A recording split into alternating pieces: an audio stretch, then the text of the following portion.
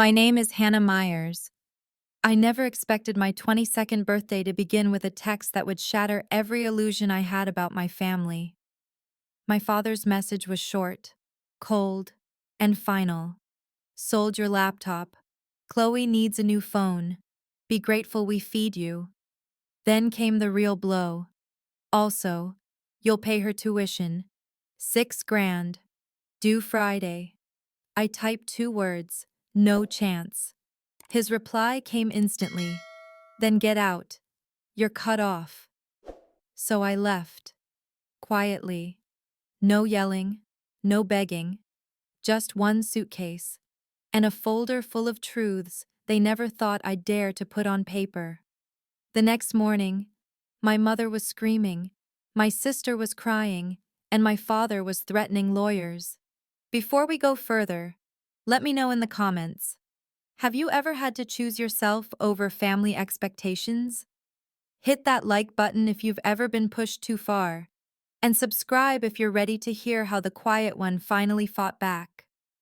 Now, let me take you back to the beginning. I woke up before the sun. Not because I wanted to, but because that's just what working 2 jobs and juggling a full college course load does to your internal clock.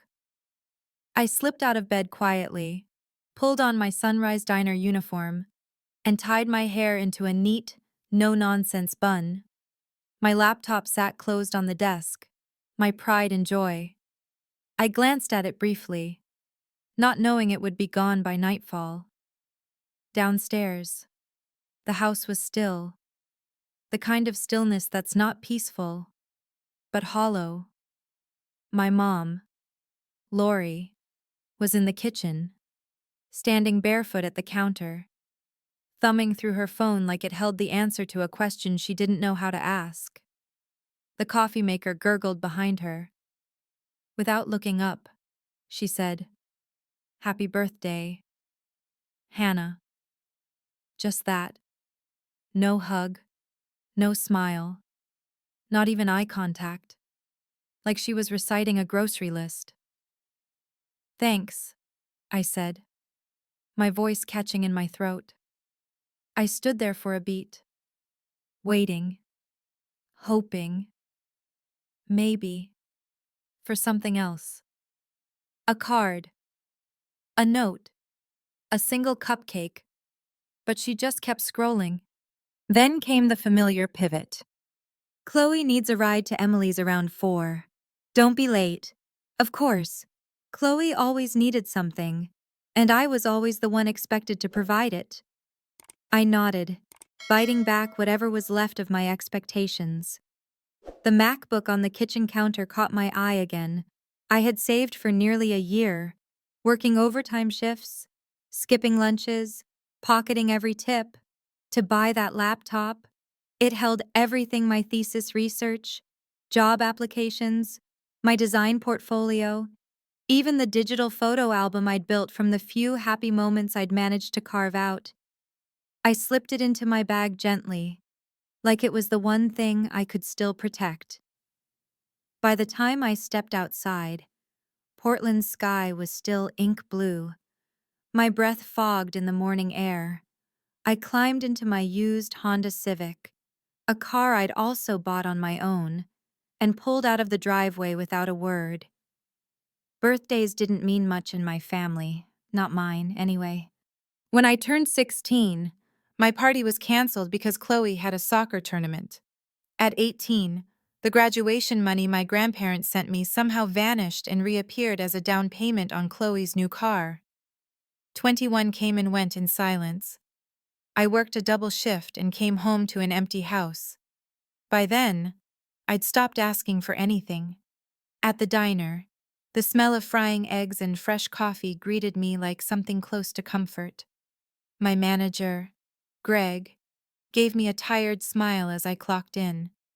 "Happy birthday, Hannah," he said. "Glad you're here." I nodded, grateful for the acknowledgement. It was small, but it mattered, because sometimes the smallest kindnesses are the only ones that land, the only ones that stay with you. I didn't know it yet, But that ordinary Tuesday morning would be the last time I ever saw my life the way it had been. The quiet sacrifices, the silence, the constant shifting of my needs to make room for someone else's comfort. It was all about to break. And for once, I wouldn't be the one cleaning up the mess. By the time my lunch break rolled around, I was sitting on a crate behind the diner, nursing a paper cup of lukewarm coffee and letting the steam rise into my face. The alley was quiet except for the occasional rattle of a delivery truck and the hum of the exhaust fan above me. I checked my phone for the first time that day. One message.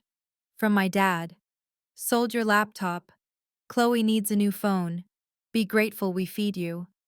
I stared at the screen, blinking, rereading, hoping I had somehow misread the words. Sold your laptop.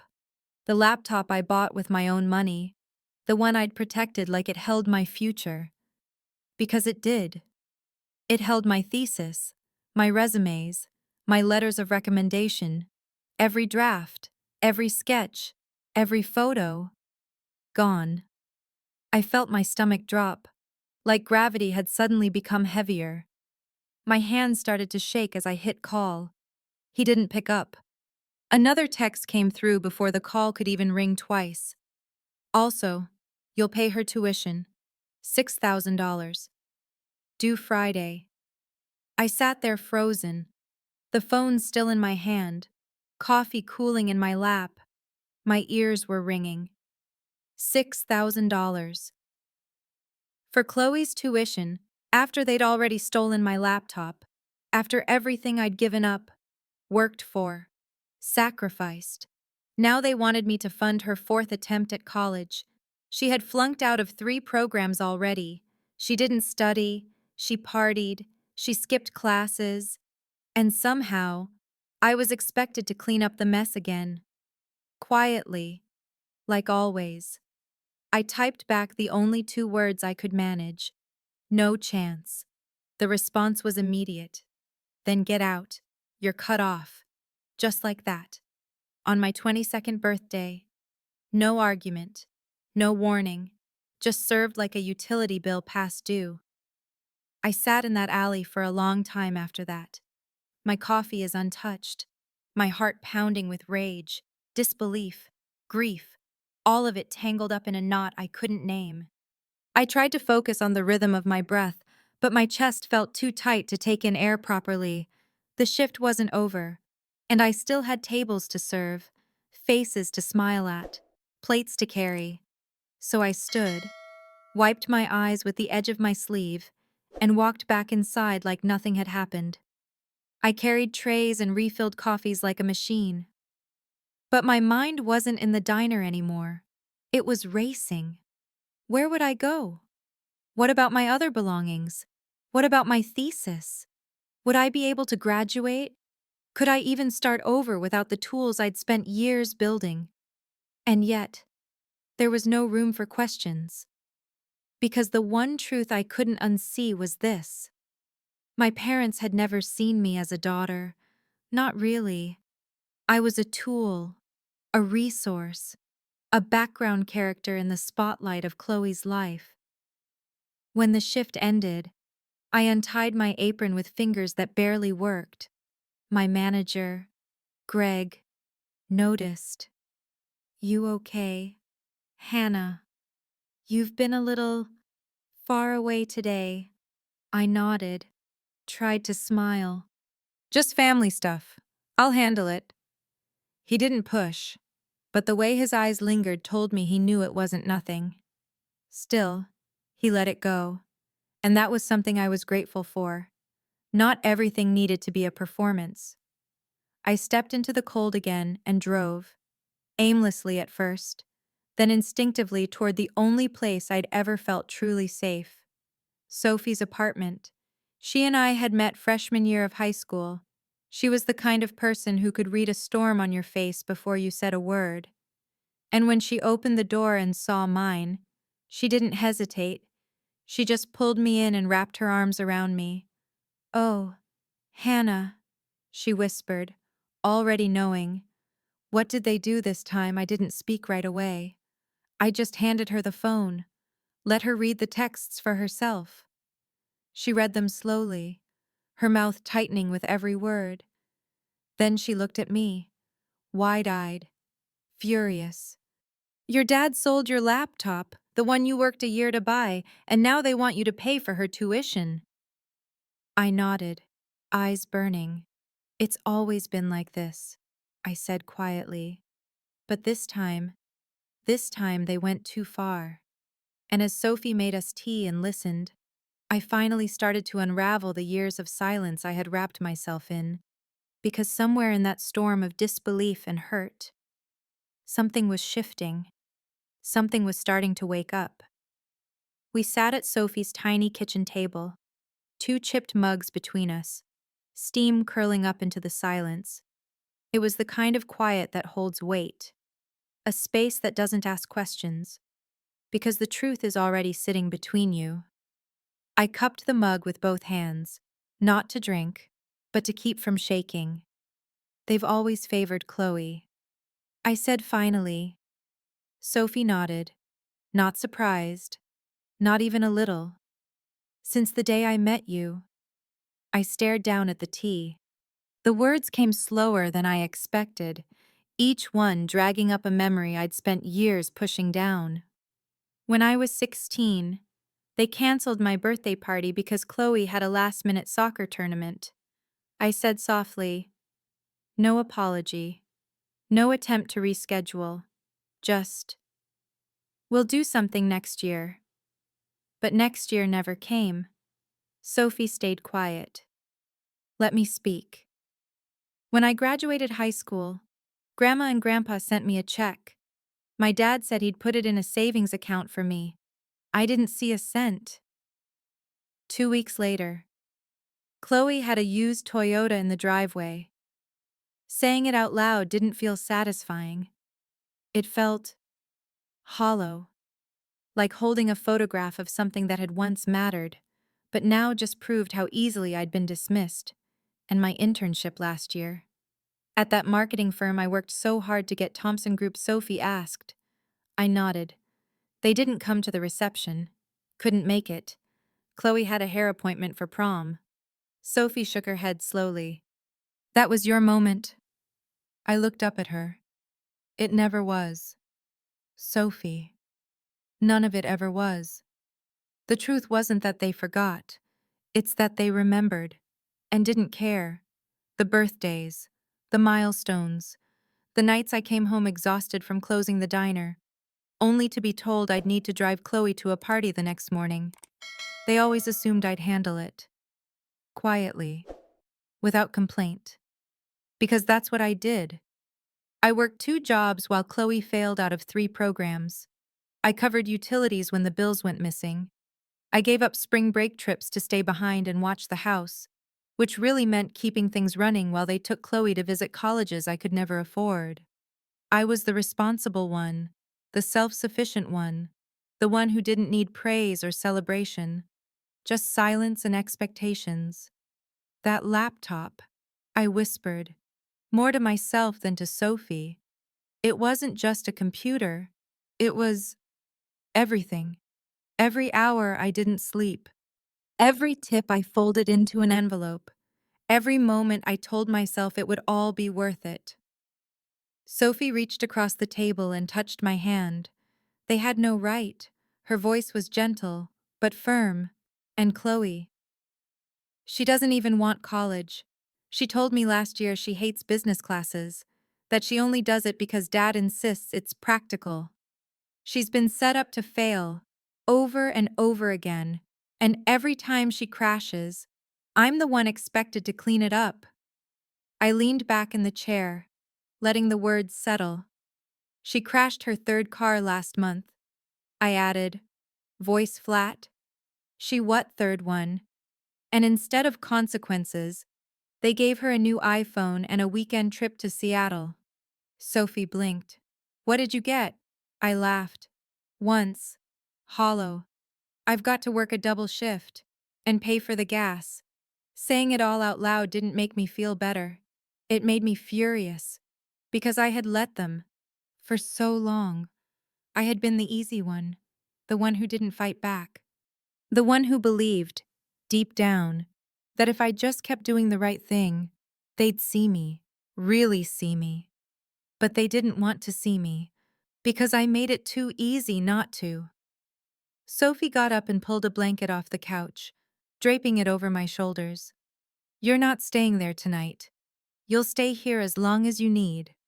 Teresa's out of town for 2 weeks anyway." Her kindness broke something in me, and out of the jagged pieces, a new thought formed. I didn't just want to escape. I wanted them to see what they'd done. Not with screaming, not with revenge, but with the truth. Clear, undeniable, and documented. For the first time in my life, I didn't want to be quiet anymore. We sat on the living room floor with mugs of reheated tea and a legal pad between us. The room was quiet except for the ticking of the wall clock and the occasional creak of Sophie's old apartment pipes. I hadn't meant to stay this long. But once I stopped moving, once the survival instinct gave way to stillness, it all came rushing in. Not just the anger, the exhaustion, the years of holding my breath. "I need to go back," I said finally. My voice was calm, too calm, just to grab the essentials. Sophie nodded, cautiously. "You sure you want to do that tonight? They're probably asleep. I'll be in and out." "You need to document everything," she said. "Take photos, videos. Don't give them a reason to twist the story." I nodded, but my mind was already turning over something deeper. "I want to leave more than just a record of what they took," I said slowly. "I want them to see it. Everything they ignored. Everything they used." Sophie tilted her head. "You mean like—" "I've kept receipts," I said, "not just emotional ones, actual ones. Bank statements, loan agreements, screenshots, copies of bills in my name. I'd been tracking their borrowing since I was 16, not because I expected repayment, but because something in me knew, one day, I might need to prove it wasn't all in my head." By midnight, I was parked across the street from the house I grew up in. The porch light was off. Only Chloe's bedroom window glowed faintly upstairs. I entered with my key. Soft steps on the familiar wood floor. The air inside was still, heavy. Everything looked the same, but felt hollow, like walking through a memory that didn't belong to me anymore. I climbed the stairs, heart pounding, and pushed open my bedroom door. She was there, Chloe, wearing my black interview dress, standing in front of my mirror, twirling slightly, admiring the way the fabric hugged her frame. My bed was covered in my clothes, some folded, some half thrown. Drawers hung open. My private space was ransacked like it was a clearance bin. "What are you doing in my room?" I asked. Chloe jumped, startled, but recovered fast. "Oh, it's just you." She turned back to the mirror. "I'm seeing what fits me. Dad says you're moving out anyway." I stared at her, the entitlement in her voice, the ease with which she claimed what wasn't hers. "That doesn't mean my things are up for grabs." She shrugged. "Mom said I could take whatever I want. You don't need fancy clothes for waitressing." That one landed, not because it was clever, but because it echoed something I'd heard all my life. I didn't argue. Instead, I went to the closet and pulled out the suitcase I'd hidden under my bed.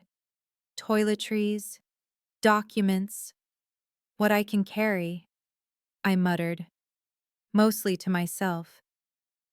Chloe watched with mild curiosity, like it was all a scene from a show she wasn't emotionally invested in. "Where's my laptop?" I asked quietly. She smirked. Dad sold it to Mr. Walter next door. His daughter's starting college. He got $1 and $200 for it. My new phone only costs $800, so I get to keep the difference. I froze. They sold it for less than it was worth. And gave you the extra. Chloe blinked. It's just a laptop. I bit my tongue so hard it tasted like blood. No, it's not. I didn't explain. I didn't owe her that anymore. I waited until she left, still wearing my dress, taking other pieces on her way out, and then moved fast. Under my desk, beneath a loose floorboard, was my emergency fund, 3,000 in cash.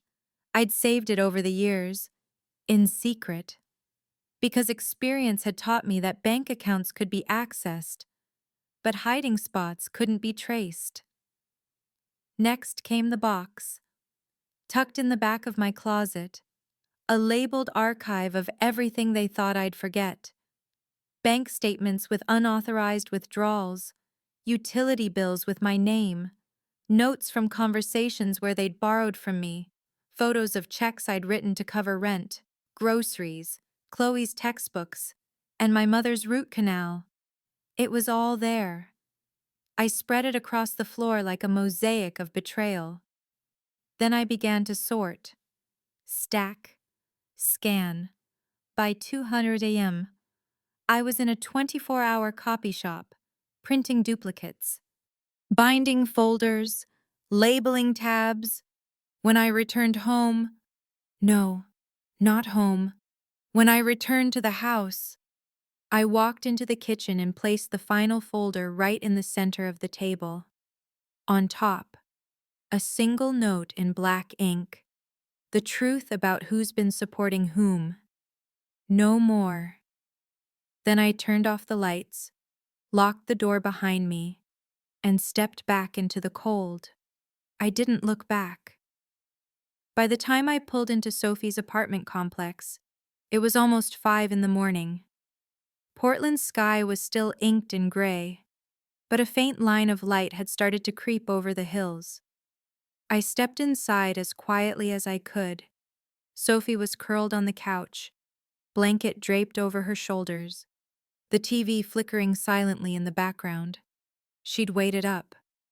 When she saw my face, she sat up instantly. "You did it." I nodded, too tired to speak. Then I dropped the suitcase near the door, kicked off my shoes, and sank into the armchair like my body had finally given up. "It's on the kitchen table," I said quietly. Sophie raised an eyebrow. The folder. I nodded again.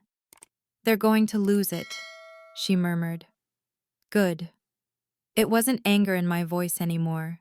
Not even bitterness. Just something sharper, cleaner. Resolve. I didn't shout. I said.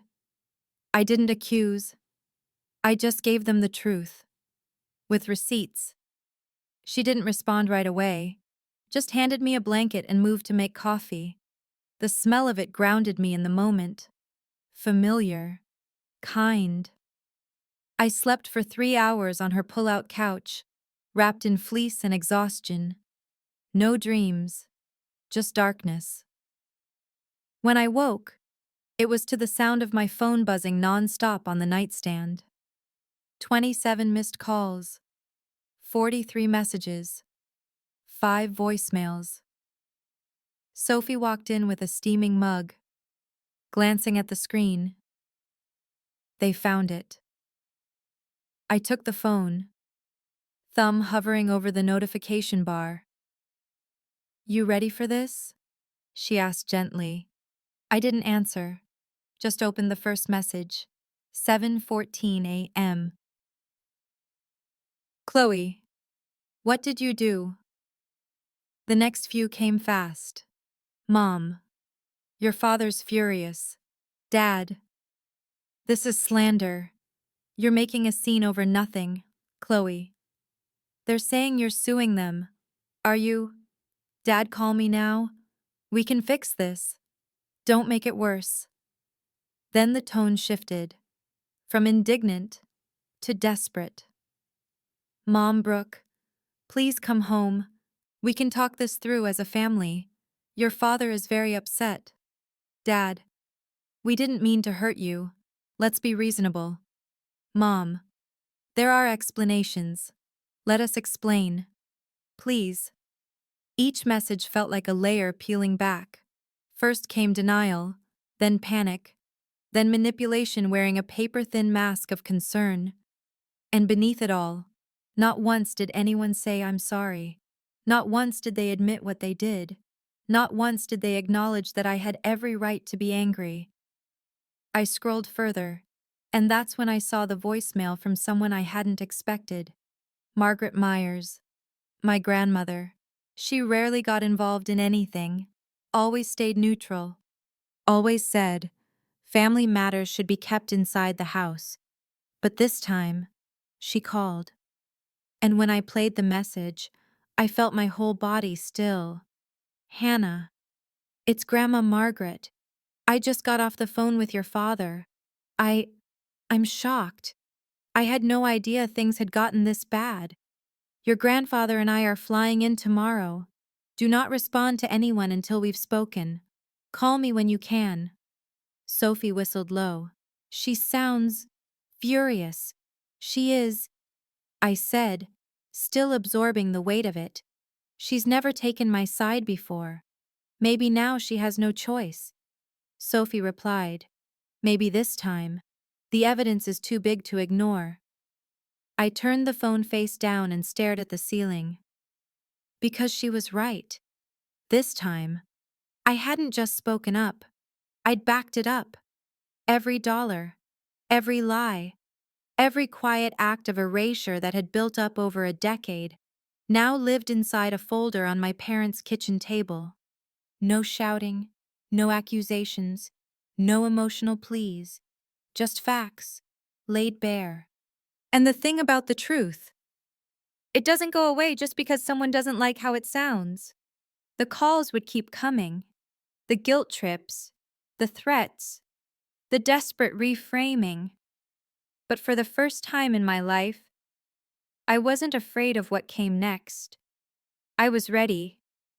By late afternoon, I was still at Sophie's place, sitting cross-legged on the pull-out couch, the light outside shifting from pale gray to soft gold.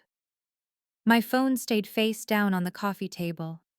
I hadn't answered a single call. I didn't need to. The messages told me everything I needed to know. My family wasn't angry that they hurt me. They were angry that I refused to stay silent about it. Sophie brought over a bowl of soup and sat beside me. What now? She asked. I hesitated, then reached for my phone and scrolled to a name I hadn't dialed in a long time. Rachel Carter, my aunt, my dad's older sister. The only one in the family who ever looked at me like I was someone worth listening to. She picked up on the second ring. Hannah, happy birthday. Sweetheart, I was just thinking about you today. That simple sentence, kind, without expectation, almost undid me. I swallowed the lump in my throat and said quietly, I need to tell you something, and it's a lot. For the next 20 minutes, I laid it all out.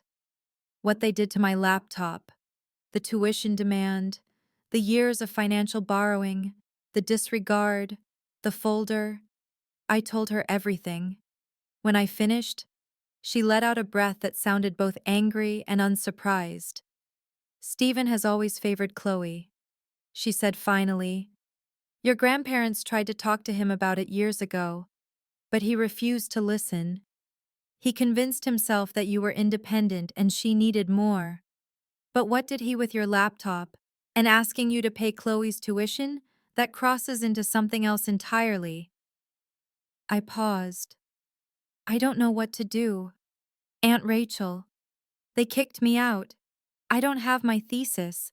I don't even know where to begin. This has been building for years. Hannah, maybe it's time you stop cleaning up their mess and start showing them what the damage really looks like. Her voice wasn't cold. It was steady, clear, like someone holding out a flashlight in the dark. After we hung up, Sophie and I sat at the kitchen table, a fresh notepad between us. We started brainstorming. Not just what I needed to do next, but what I still needed to recover. My birth certificate, my bank statements, any documentation tied to the trust fund my grandparents supposedly set up for me, the one my dad always said had disappeared due to bad market timing. I didn't know what I'd find, but I was done taking their word for anything. I'll go back tonight, I said, one last time, to get what's mine. Sophie looked at me. Are you sure? I nodded. I'm not going to fight. I'm not going to argue. I'm just going to walk in, take what belongs to me, and walk out, quietly. But this time, I won't be leaving empty-handed. She didn't argue, because she understood. This wasn't just about paperwork or personal belongings. It was about reclaiming control in a house that had spent years pretending I didn't matter. That evening, while the sky was still fading into dusk, we finalized the plan. I'd go in late. When the house was quiet, I'd bring a checklist and a small scanner Sophie borrowed from her office. I'd record everything I touched. I'd document every drawer opened. This wasn't going to be an emotional ambush. This was an extraction. But what I didn't expect, what I couldn't have known, was how quickly things were unraveling on the other side. Because while I was preparing to retrieve the last pieces of my life, my parents were doing damage control. Not quietly, not thoughtfully, but frantically. Aunt Rachel called again just before I left. Her voice was tighter this time. I just got off the phone with Margaret, she said. My grandmother, the one who never took sides. Who always told us to keep the peace and forgive for the sake of family. She's furious. Rachel continued. She's flying in tomorrow, and she's not coming alone. She's bringing the family attorney. I sat back, stunned. What? There's more, she said. Hannah, your tuition for this semester, it was paid 3 weeks ago, from a trust fund your grandfather set up for you and Chloe when you were kids. I stared at the wall like it might somehow absorb the news for me. What trust fund? Dad said there wasn't one, that it got lost in the recession. Rachel sighed. He lied. He's been using your portion to cover Chloe's schooling after she burned through hers. He told the trustees you were irresponsible, that it was safer for him to manage it. But the documents don't lie. You had money, more than enough, for a long time. I didn't speak. Because when you spend years being told you don't deserve anything, finding out it was stolen from you, systematically, deliberately, isn't just betrayal, it's erasure. And this time, I was going to write myself back in. The next morning, the city was already humming when I opened my eyes. Sophie had gone to class, leaving a note and a fresh bagel on the counter. I barely touched it. My mind was still spinning with Aunt Rachel's call from the night before. The trust fund, the paid tuition. The lies are layered so deep they could pass for truth if you didn't start digging. I knew what I had to do next. Even before I reached for my phone, I called Rachel. I want to see the paperwork, I said. She didn't hesitate. I'll bring it over this afternoon. And Hannah, your grandmother's on her way. She lands at 3. I nodded, though she couldn't see it. My stomach churned with a strange mix of nausea and clarity.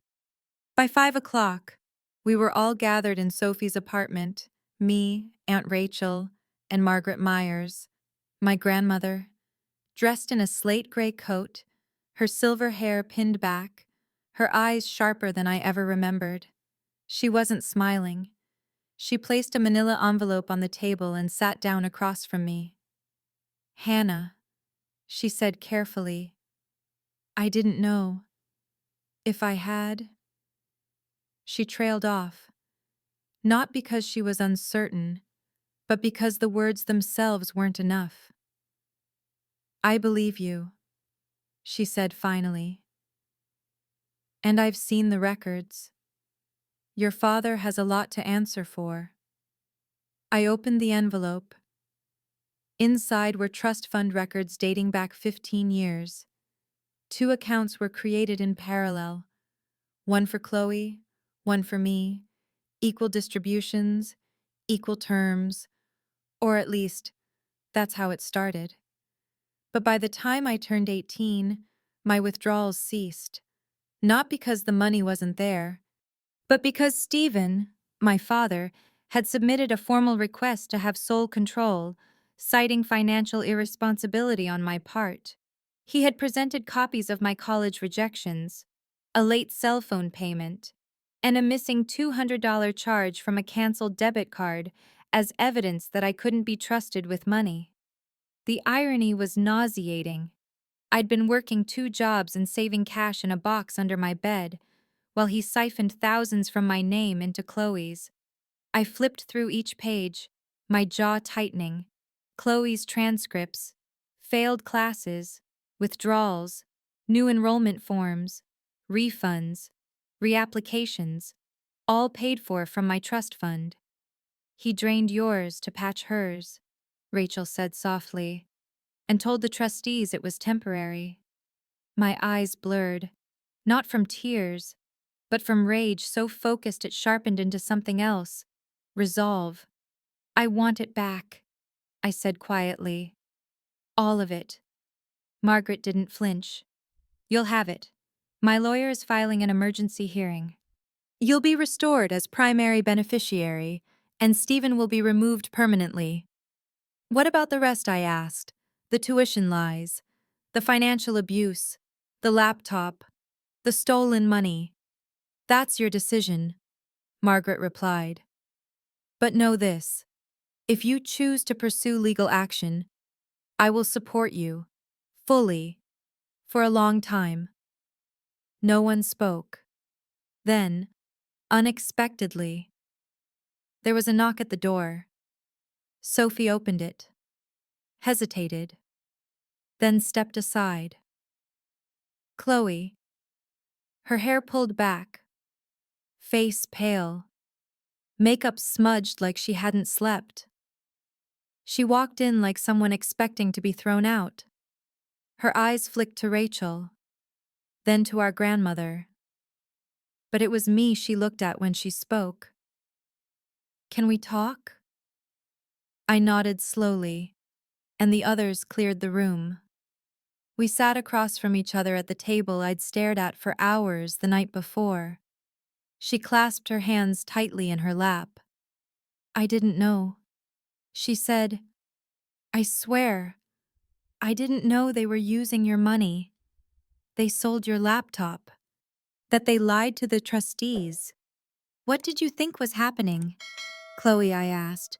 Not harshly, but not softly either. You thought you kept getting second chances just because you were special, I thought. They were helping me, she admitted. I thought you were fine. You never complained. I leaned back, swallowing the bitter laugh rising in my throat. No, I didn't complain. That's how they trained me. She was quiet for a moment, then reached into her purse and slid something across the table. An envelope. I saved this. From my job. It's not enough. But it's for the phone. And the laptop.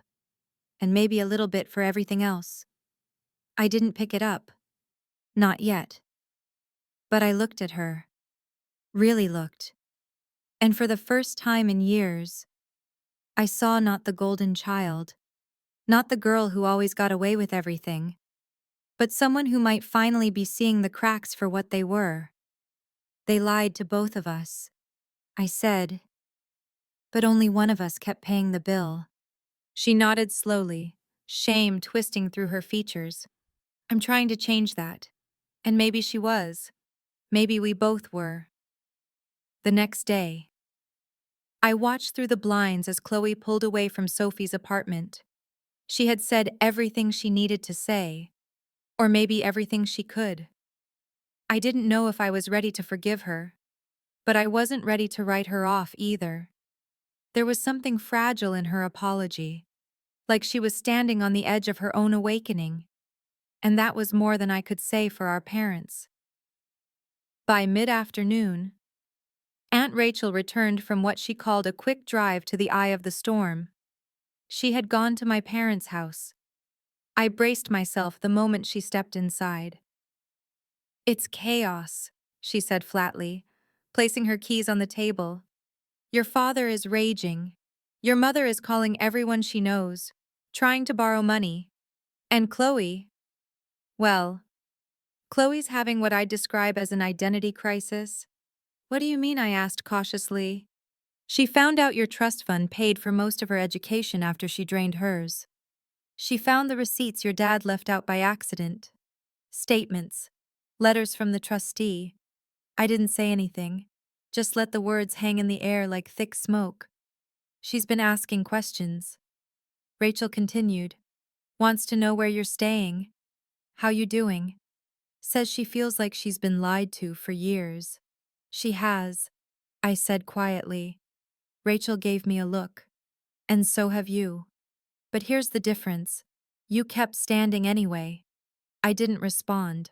Not because I disagreed, but because I was still trying to understand the full weight of it.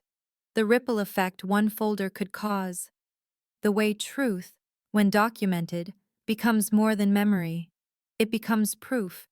And proof doesn't bend to guilt or manipulation. Over the next few days, messages from extended family started trickling in. Some confused, some angry, but more than I expected. Supportive, cousins, great aunts, old family friends, people I hadn't spoken to in years. They'd heard bits and pieces. They were comparing notes. And for the first time, the story that had always been told about me, the difficult one, the selfish one, the distant daughter, was falling apart. My mother had been calling relatives in tears, claiming I'd run away, that I was unstable, that my father was heartbroken. But it didn't take long for the contradictions to pile up. I hadn't disappeared. I hadn't exploded. I hadn't caused a scene. I'd just told the truth, calmly, methodically, and with undeniable evidence. The silence that used to protect them had become the thing that exposed them. The real reckoning came when my grandmother, Margaret, arrived at their door with her attorney. I wasn't there, but Rachel told me what happened in hushed tones later that evening. She walked in with a briefcase, sat across from Stephen, and asked for a full accounting of the trust funds. Every dollar, every form, every decision made under his watch. And I asked? He tried to talk around it. Blame market downturns. Blame you. Said he was protecting the family. I scoffed. Of course he did. But Margaret didn't flinch. She handed him a written notice. He's being removed as trustee, effective immediately, and if he refuses to comply, she's prepared to press charges for misappropriation of funds. I blinked, unsure of what emotion to even feel. Relief, anger. A strange kind of justice that still didn't feel like healing. He never thought it would come to this, Rachel said. He thought no one would ever challenge him, because for years, no one did. She paused, then added, "But you did, and that changed everything." That night, I sat alone in Sophie's living room after everyone had gone to bed. The lights were dim, the apartment quiet. I thought about the house I'd grown up in, not as a home, but as a structure built on silence. I thought about the moments I'd stayed quiet, thinking it was noble, thinking it was necessary, thinking that if I just gave more, things would get better. But they never got better. Not because I didn't give enough, but because they never planned to give anything back. And now, for the first time, they were facing a future without control, without the shield of denial, without me playing the part I was groomed into. The house that raised me had taught me how to endure.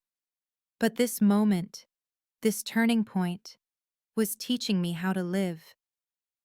The week that followed moved both slowly and all at once. Mornings began with phone calls and meetings, afternoons with paperwork and bank appointments. Nights were the only time I could think clearly. When the city outside Sophie's window finally quieted down, and my body stopped bracing for the next wave of chaos, my first priority was securing what was mine: my identity, my accounts, my future. At Margaret's insistence, I met with a financial advisor she trusted, Samantha Powell. She was direct, calm, and utterly unshocked by what I told her. Family financial abuse is more common than most people realize, she said, skimming through the documents I'd brought. But you did the right thing. Hannah, you created a record. You held the line. Together. We opened new accounts at a bank my father couldn't access. We placed security freezes on my credit reports and flagged previous activity that looked suspicious. Samantha even helped me calculate the total damage, both from the trust fund and the personal funds siphoned over the years. The numbers made me nauseous. But seeing them on paper made it real, validated. I wasn't imagining it. I wasn't exaggerating. I had been exploited.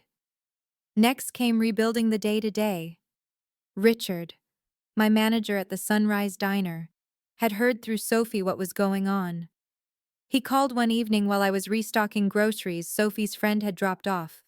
Hannah, he said, you take whatever time you need. But I can put you on the schedule starting next week.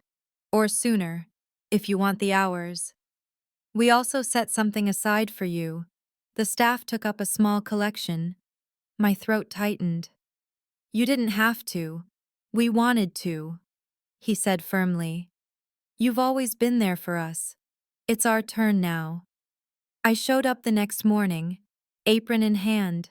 By the end of the shift, I was exhausted, but in a good way. The kind of tired that comes from doing something that belongs to you, not something someone forced on you. Sophie and I celebrated that night with takeout and music that filled the apartment. For the first time in weeks, I laughed, not because everything was fixed, but because I was beginning to believe it could be. 3 days later, a manila envelope arrived at the apartment. Inside was my laptop. Along with it, a handwritten note from Margaret. Walter, next due hour returned it. I reimbursed him and explained the situation. He didn't hesitate to give it back. Some people still do the right thing, even when they weren't the ones who did the wrong. When I powered it on, I held my breath. The screen lit up. My files were there. My thesis, my portfolio, job applications, photos, letters, every piece of the last 4 years, still intact. I didn't cry. I exhaled. It was like finding pieces of myself I thought were lost for good. With my laptop back, I set a meeting with Dr. Hoffman, my thesis advisor. She listened quietly as I explained the delay. I didn't go into full detail, just enough to make clear that my situation hadn't been ordinary. She didn't blink. Family emergencies happen. You have a 1-month extension. Relief washed over me like warm rain. A week later, I submitted my completed thesis. That same week, I was offered a part-time marketing assistant role at Callahan Marketing Group, a position Richard helped me land through a connection. The hours were flexible. The pay was double what I made at the diner. And there was a real path to growth. For the first time, I wasn't choosing between survival and school. I was building both. I moved into a new apartment 2 blocks from campus. Small, bright, and entirely mine. Margaret covered the deposit but insisted I pay rent moving forward. Independence doesn't mean being alone, she said. It means knowing you're safe while you stand on your own. Across the hall lived Liam Hartley, a graphic designer who worked from home and offered to help me carry boxes up the stairs. We exchanged numbers just in case. But by the following week, We were texting about books and Vietnamese takeout. Nothing dramatic, just kind, easy. And after years of obligation and control, kindness without strings felt revolutionary. Each piece was small: an apartment key, a job offer, a laugh on a Tuesday night, but they added up to something I never thought I'd have: a life of my own, rebuilt by my own hands, and this time, no one would take it away. It was strange how quickly my new life began to feel normal. The early morning walks to class. The afternoons are balancing work meetings with editing my thesis. The quiet dinners in my apartment where no one barged in to ask for favors or take things that weren't theirs. There were no slammed doors, no guilt-laced questions, just space, and breathe, and stillness. But healing wasn't instant. It didn't arrive with a returned laptop or a signed lease. It came in moments. Small, quiet ones that no one else could see. Like when I finally sat across from Dr. Evelyn Cruz, the therapist Margaret had recommended, and told her about the night my father sold my laptop. Not the event itself, but what it meant. That something I had worked for, protected, sacrificed to afford, had been taken like it was never really mine.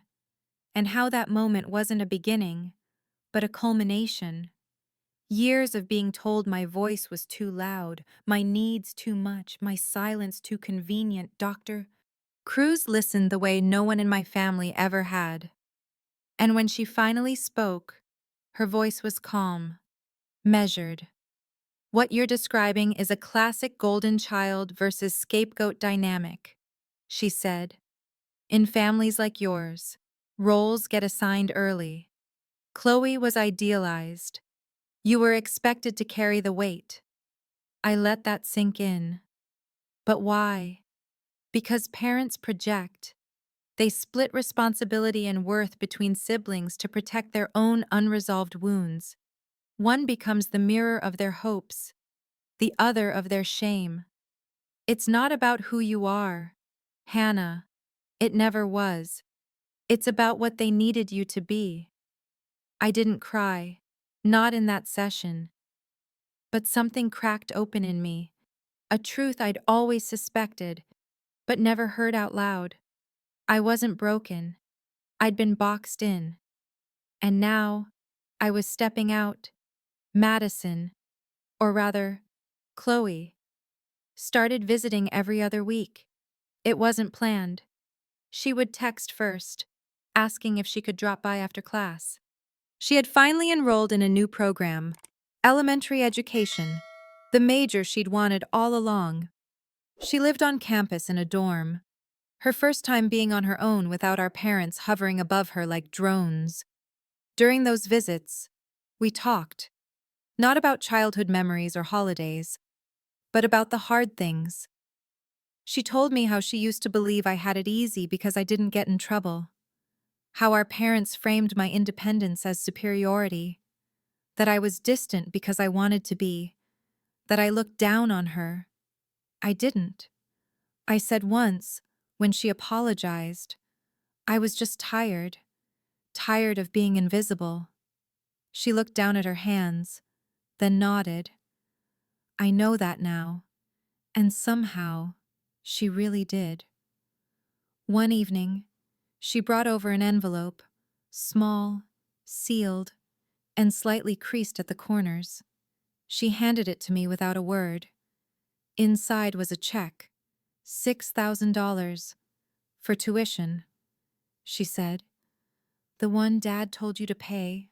I froze. "It's not from him," she added. "It's from me. I've been working part-time at the campus library. I've been saving." I didn't know what to say. "I know it doesn't erase anything," she continued, her voice quiet. "But it's a start. I want you to know I see it now. What they did. What they took from you." I placed the check back in the envelope, not because I didn't want it, but because the gesture itself was enough. Not the money, the recognition, that she was trying to break the cycle, that we both were. Meanwhile, the legal proceedings had finally come to a close. A confidential settlement, a full audit of the trust funds. My parents were required to repay what they had taken, at least what could be accounted for, and they were ordered to complete a financial counseling program. Margaret called it justice, but to me, it felt like closure. Not the kind you wait for in the mail, the kind you make for yourself when you decide to stop waiting. My mother sent a few cards, birthday wishes, a Christmas envelope with a gift card to a department store I'd never shopped at. The handwriting was familiar, but the words felt distant. My father left voicemails that veered between anger and pleading, accusing me of tearing the family apart. Then, insisting we were still a family. But the truth is, you can't tear apart what was never whole. What I had now was something far stronger, a chosen family, a voice that no longer trembled, a life that was finally mine. A year passed faster than I expected. Not because everything was easy, but because everything finally made sense. I no longer spent hours second-guessing myself, walking on invisible eggshells, wondering if today would be the day someone finally saw me. The truth is, they never really wanted to see me, not for who I was, only for what I could do for them. And now, they couldn't reach me, not in the way that mattered. I had graduated with honors. My thesis had been published in a student journal. Callahan Marketing offered me a full-time position 3 days after finals. The office felt nothing like the places I used to work. There were no barking orders, no dismissive glances, just collaboration, respect. My ideas are taken seriously. My time is valued. But the biggest change didn't come from work. It came from something smaller, quieter, more personal. I started hosting. Not often. Just simple dinners in my apartment. A few close friends. A glass of wine. A meal I'd learned to cook from scratch. My space wasn't big, but it was mine.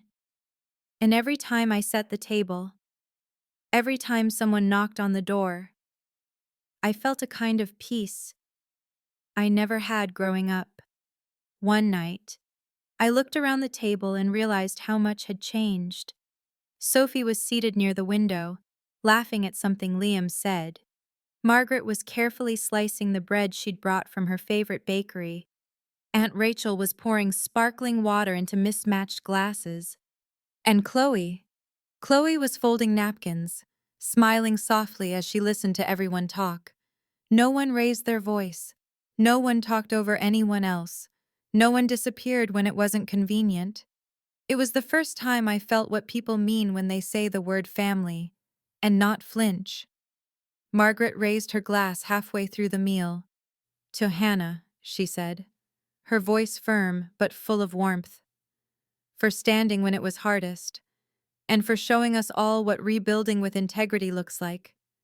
Everyone clinked their glasses, but it was Chloe's words afterward that stayed with me most.